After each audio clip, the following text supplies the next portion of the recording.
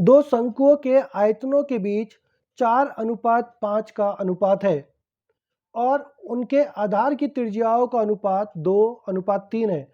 उनकी ऊंचाइयों के बीच का अनुपात क्या है? देखिए, दो शंकु दिए हैं, एक का आयतन 4 का रेशियो में तो दूसरा 5 के रेशियो में है और इनकी त्रिज्याएं दी गई है। पहले की त्रिज्या यानी कि देखिए R1 पहले की त्रिज्या, पहले की R1 मानेंगे, 2 दी है। R2 दूसरे की बात कर लेते हैं, इसकी त्रिज्या 3 दी है। कहते हैं शंकु का आयतन, शंकु का आयतन देखिए, शंकु का आयतन क्या होता है? देखिए फॉर्मूला लगा लेंगे। शंकु का आयतन होता है 1/3 पाई R² H। ये पहला शंकु और यही दूसरा शंकु 1/3 पाई R² H।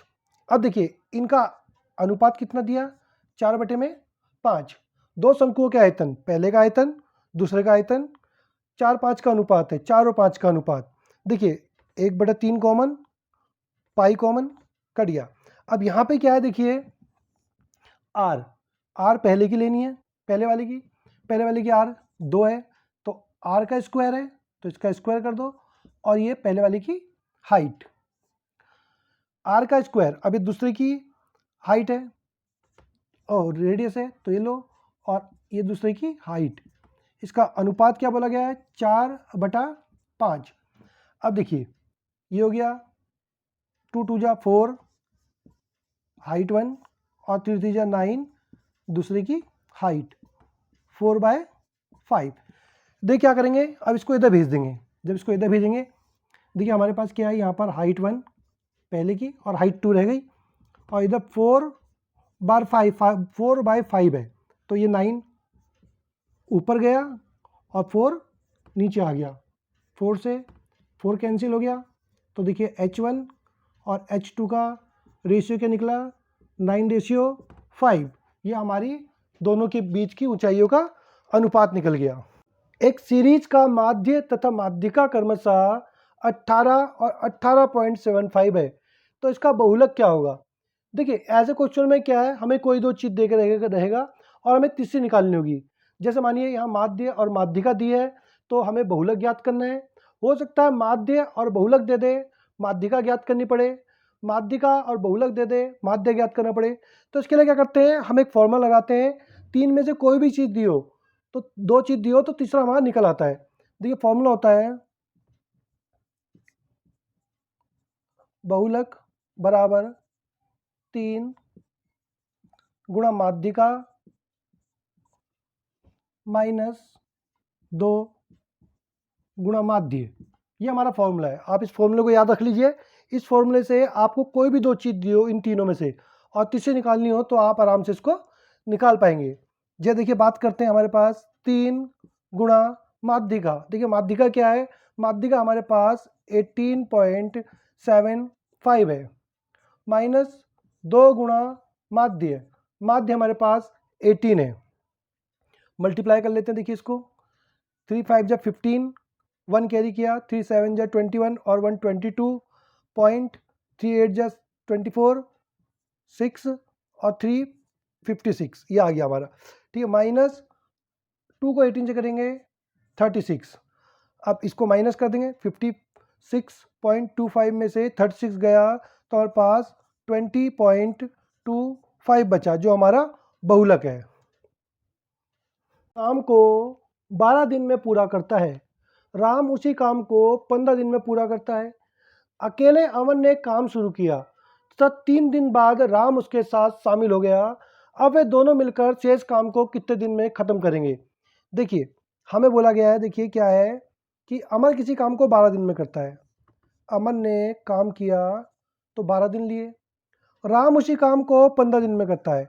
जब राम ने काम किया तो 15 दिन लिया। तो हम क्या करते हैं, देखिए कभी भी ऐसा सवाल आता है तो इनका एलसीएम ले लेते दोनों का। इन दोनों का जो एलसीएम आता है वही इनके द्वारा किया गया टोटल काम होता है। जैसे 12 और 15 का एलसीएम यहाँ पर 60 होगा। तो यहाँ पर देखिए राम ने काम करने में 12 दिन लिए। जब राम 12 दिन काम कर रहा है और टोटल काम 60 है तो राम ने एक दिन में 5 काम किए होंगे। अमन ने, यहाँ पर सॉरी, अमन ने, जब अमर 12 दिन ले रहा है काम करने में तो 60 दिन 60 काम करने में अमन ने 5 दिन लिए होंगे। यही राम है, राम 15 दिन ले रहा है, यानी कि राम 4 की कैपेसिटी है, एक दिन में 4 काम कर रहा है। टोटल काम 60 है, ध्यान रखिएगा। अब कहते हैं अकेले अमन ने काम शुरू किया तथा 3 दिन बाद राम आ गया, यानी 3 दिन अमन ने ही काम किया। अमन एक दिन में कितना काम कर रहा है? 5। 3 दिन में कितना करेगा? 3 दिन में अमर काम करेगा 15। अब देखिए टोटल काम 60 था, 15 काम अमर कर चुका है, तो काम बचा 45। अब लेकिन 3 दिन के बाद क्या हुआ? 3 दिन तो अमर ने काम किया। अब उसके बाद क्या हुआ? राम भी आ गया। अब दोनों मिलकर काम करने लग गए। अब देखिए काम कितना बचा? टोटल 45। और दोनों एक दिन में मिलकर कितना काम करते हैं? अमर करता है 5 और राम करता है 4, तो दोनों मिलकर करते हैं 9 काम। तो अब दोनों मिलकर करेंगे तो शेष काम को 9 पंजे 45, 5 दिन में वो काम को खत्म कर देंगे। राजू ने 15 किलोग्राम चीनी 10 रुपये प्रति किलोग्राम की दर से तथा 10 किलो चीनी 14 रुपये प्रति किलोग्राम की दर से खरीदी और उन्हें मिला दिया। यदि वह मिश्रण को 16 रुपये प्रति किलोग्राम की दर से बेचे तो बताइए कि इस सौदे में से कितना लाभ होगा। देखिए सवाल को समझते हैं। 15 किलो चीनी थी, 10 रुपये किलो के हिसाब से खरीदी। 10 किलो चीनी 14 रुपये किलोग्राम के हिसाब से खरीदी और दोनों को उसने मिला दिया, और फिर जब बेचने का समय आया तो उसे 16 रुपये प्रति किलोग्राम के हिसाब से उस चीनी को बेचा। तो कहते बताइए सौदे में से कितना लाभ हुआ। देखिए यहाँ पे 15 किलोग्राम चीनी है, 10 रुपये किलो के हिसाब से खरीदी, तो इसने 150 रुपये में चीनी खरीदी, 150 रुपये का ऐसे खर्च करना पड़ा। अब 10 किलो चीनी 14 रुपये के हिसाब से। अब यहाँ पर देखिए 10 किलो चीनी है और 14 रुपये के हिसाब से खरीदी, तो इसने 140 रुपये की खरीदी। अब ये दोनों चीनी जब इसने खरीदी, इसको पड़ गई दोनों चीनी 290 रुपये की। अब इसने क्या किया? इन दोनों चीनियों को आपस में मिला दिया, और अब जब मिल गई, देखिए मिली तो 15 किलो और 10 किलो, यानी टोटल चीनी कितनी मिलाई इसने टोटल चीनी मिलके हुई 25 किलो, क्योंकि 15 किलो चीनी यहाँ थी और 10 किलो चीनी वहाँ पे थी, तो 25 किलो चीनी टोटल इसके पास है। अब इस चीनी को 16 रुपये के हिसाब से बेचता, देखिए 16 के हिसाब से, 16 रुपये का 1 किलो, तो 16 पंजे 80 का 0, हाथ लगा 8, 16 दूनी 32 और 8 40, तो इसने 400 रुपये की बेची है। जहाँ 25 किलो इसने 290 रुपये की कमाई खरीदी थी, वहीं पे 25 किलो 400 रुपये की बेची। तो बोलता है उसे कितना लाभ हुआ। देखिए 400 में से आप 290 को घटा दीजिए, तो इसको 110 रुपये का लाभ हुआ है। अपनी मासिक आमदनी का 40% खाने पर खर्च करता है, शेष का 50% कपड़ों पर खर्च करता है, शेष धन का 1/3 बचाता है। अगर उसने एक वर्ष में 19,200 रुपये बचाए तो उसकी मासिक आमदनी क्या है। देखिए मान लेते हैं केशव की आय, ठीक है ना, मान लेते हैं यहाँ पर केशव की आय 100 रुपये है। अब 100 रुपये में से क्या करता है वो? मासिक आय का 40% खाने पर, ठीक है, खाने पर देखिए, खाने पर 100 में से 40% उसने खाने पे लगाए, तो इस पे बचा 60%। शेष का 50%, यानी इसी 60% का जो इसके बाद बचा है, इसका 50% ये कपड़ों पे खर्च करता है।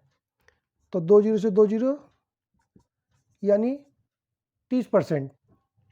अब बताता है, और जो बचा, देखिए यहाँ पर बचा 30%, जो बचा उसका 1/3, यानी कि 30% का 1/3 ये बचाता है, यानी कि 10% बचाता है। कहता उसने एक साल में 19,200 रुपये बचाए। देखिए एक साल में 19,200 रुपये बचाए, कितने में? एक साल में। एक साल में 12 महीने, तो डिवाइड दे देंगे हम, 12 एकम 12, 7 गया, 12 छिक 72, तो 1,600 रुपये वो एक महीने में बचाता है। लेकिन इसने पूछा है कि उसकी मासिक आय कितनी है। देखिए 10% इसकी बचत है, 10% बराबर कितनी की है? 1,600 की, तो हम इसको 100% कर देंगे तो इसकी आय आ जाएगी। जब 1 जीरो यहाँ बढ़ाएंगे तो हम 1 जीरो यहाँ भी बढ़ाएंगे, तो इसकी आय 16,000 रुपये मासिक आय है।